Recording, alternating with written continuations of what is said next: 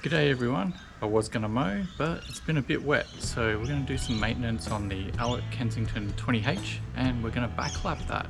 So there's a few things you're going to need and we'll go through these things one by one. Alright, so one of the first things and primary tools you're going to need is a power drill. Don't use an impact, get a power drill. Battery, I use the Ryobi one, works really great. You're also going to need an impact socket adapter and get an impact 24mm. That's the size of the bolt that you're going to have to turn. When you do this, you put the power drill in reverse, so you're spinning the blade backwards.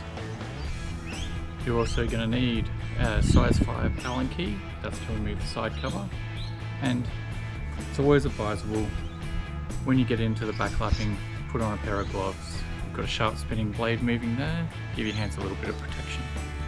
And one of the other main things you're going to need is a piece of paper. Yeah, it doesn't have to be anything fancy, you don't need those test strips, any old bit of A4 will do. This is just to test the blade, make sure it's cutting evenly across the entire face of the blade when you're done. Okay, so the cutting compound is from Brisbane cylinder mowers, it's 150 grit. This is going to be applied with just an old paintbrush as the blade is rotating. This is our Ryobi tool, 24mm, and you can see that fits nicely onto this part here. We're going to spin the whole unit in reverse and apply the cutting compound with the paintbrush to the blade edge as it's going across.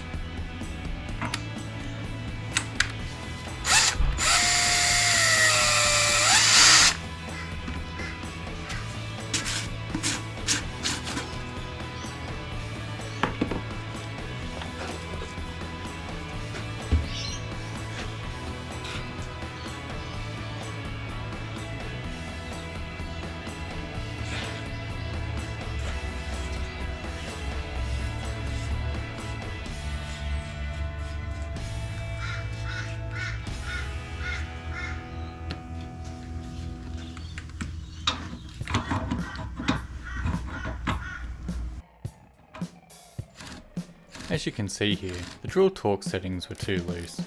I adjusted one way, loosened it up more, then the other way to tighten it up. I got it in the end.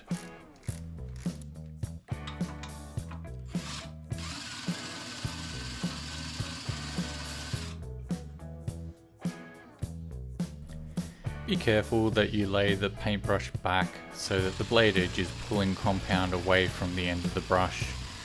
You will cut the bristles and jam your reel if you stab it in the wrong way.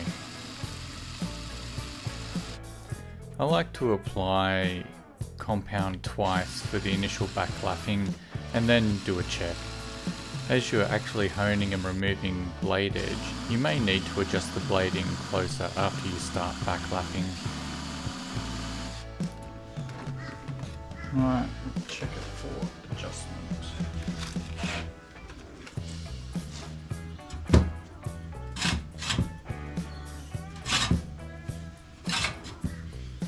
Looks good already. Let's give it another couple of laps though.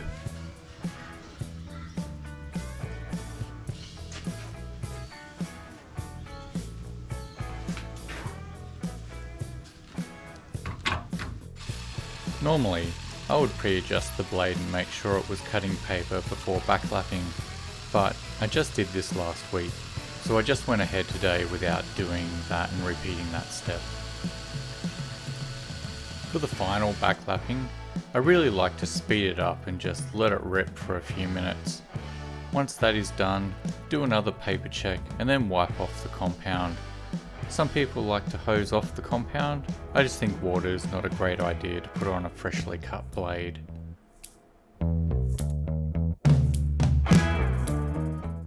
Well, it's bright and sunny now, but yesterday we got 2 inches of rain and I couldn't do the regular mow. So anyway, we're going to get into it today. It's a little bit squishy underfoot, but hopefully it's all going to go all right and that sand's going to help me out. Let's see how it goes. Confession time. I had a theory that the grass was growing too quickly for a once a week mow, so I actually did a second mow this week, off camera. You're seeing 4 days of growth here at the moment. I was surprised that I did actually cut about 5 to 10 millimeters of grass off with the second mow, and that was only a few days after the initial mow you saw. But as you can see, there was no scalping and the stripes are still visible. The weather has just been very difficult this year. We're getting passing showers almost every day, and because everything is waterlogged, it doesn't take much rain to soften everything back up after a few dry days. But yesterday, we got 2 inches of rain throughout the day. It's been about 24 hours since that rain stopped, and that's when I've decided to get out onto the lawn. The temperature at the moment is 26 degrees Celsius, and our overnight low was 18 degrees. This is the perfect weather zone for my area, and the grass is still growing out the back. I'm not really expecting to have too much of a slowdown over winter, and Project Green is about to begin. I've already applied 1 light dose of granular urea last week after shooting, and I'll apply another batch next week. I still have a problem with those runners not getting cut. I am thinking they will either just stay there until I next dethatch, or it might have to be getting out there with manual scissors. That last idea just sounds too ridiculous though, cutting the lawn with an actual pair of scissors. Ha! There'd be another story for the family to recount at the next family gathering, so I better not add fuel to the fire. The cut today is going to be interesting. I think the last time I backlapped the Allett was about 3 months ago. So, let's see if the newly sharpened blade is going to make a difference today on how the grass cuts.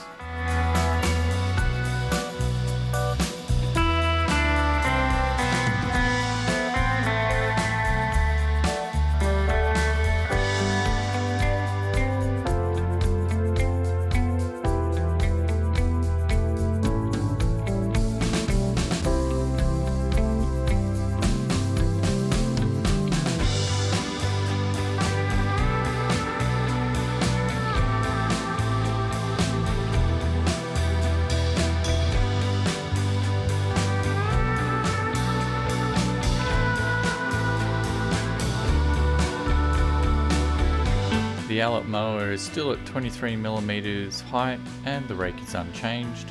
Removing the blade cartridge and reinserting doesn't change the height.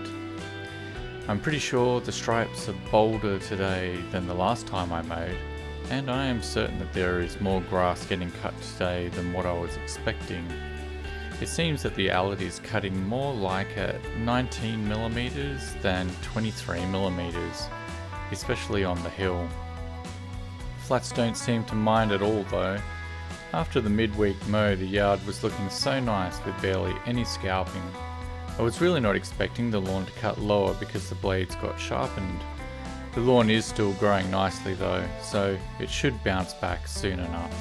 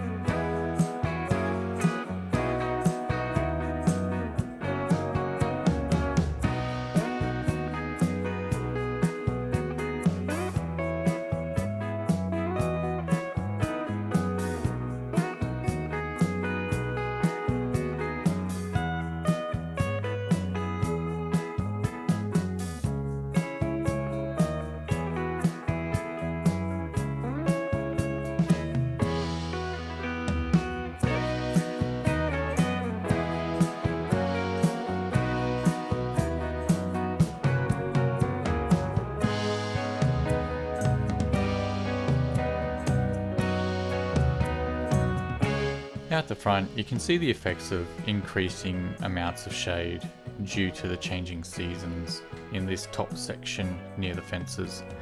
The grass is thinning out, unfortunately, and I think it's all due to a lack of sunlight. That top section is probably the wettest part of the entire property. There's actually a puddle of water sitting on the ground at the gate. It doesn't drain away too fast from there, and the grass stops it from running downhill quickly. It clears by draining into the ground or evaporation.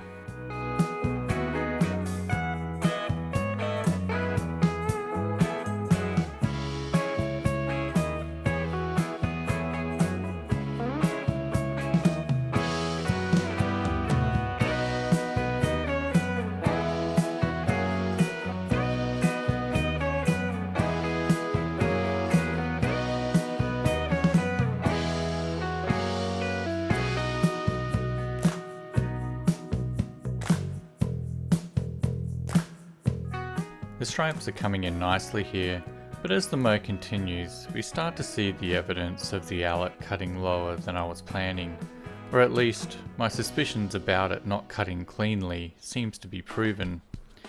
It is my hope that these areas will come back okay. They were obviously getting too long and have been trimmed back now to where they should be.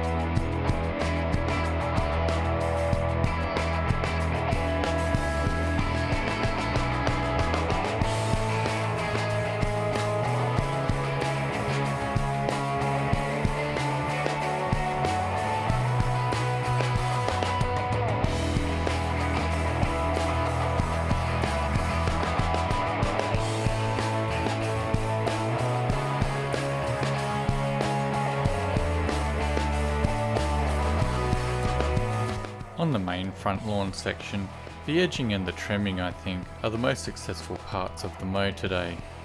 As the mow continues, it seems that more grass is getting cut and it is causing some more scalping. I really didn't think that backlapping would have had this kind of effect.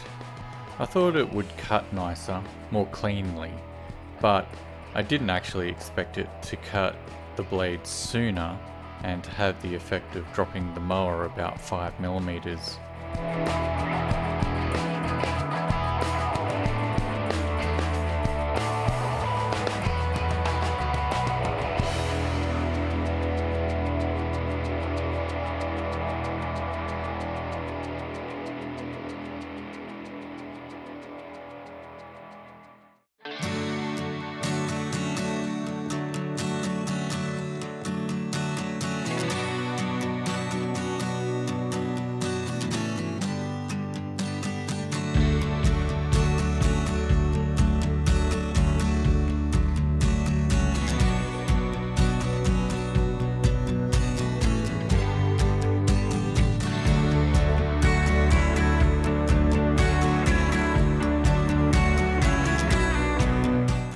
retrospect, I guess it makes sense. So I have decided to raise the height of cut again by another 4 to 5 millimeters. As the temperature starts to drop, I want as much leaf as is reasonable for a lawn like this, and in this situation, cutting at around 27 millimeters seems to be the best solution. So, no midweek mow this week. We raise the mower and mow on in 7 days.